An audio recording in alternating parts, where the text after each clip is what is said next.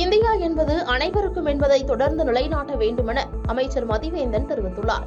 நாமக்கல் மாவட்டம் ராசிபுரம் தேசிய பெண்கள் மேல்நிலைப் பள்ளியில் அமைக்கப்பட்டுள்ள வாக்குச்சாவடியில் அமைச்சர் மதிவேந்தன் தனது மனைவியுடன் வாக்கு செலுத்தினார். தொடர்ந்து செய்தியாளர்களை சந்தித்து பேசிய அவர், இந்தியாவின் பன்முகத்தன்மையை, ஜனநாயகத்தை மற்றும் இந்தியா என்பது அனைவருக்கும் என்பதை தொடர்ந்து நிலைநாட்ட வேண்டும் எனவும் இந்தியா வெல்லட்டும் என்றார்.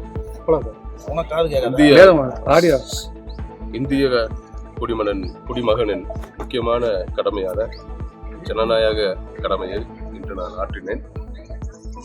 இந்தியாவின் பன்முகத்தன்மையையும் ஜனநாயகத்தையும், இந்தியா என்பது அனைவருக்குமானது என்பதை நமது தொடர்ந்து நிலைநாட்ட வேண்டும். இந்தியா வெல்லட்டும்.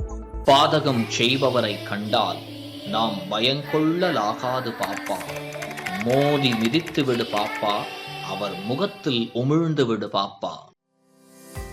அண்மை செய்திகளை உடனுக்குடன் தெரிந்து கொள்ள இணைந்திருங்கள் இயம்நாடு தொலைக்காட்சியுடன்.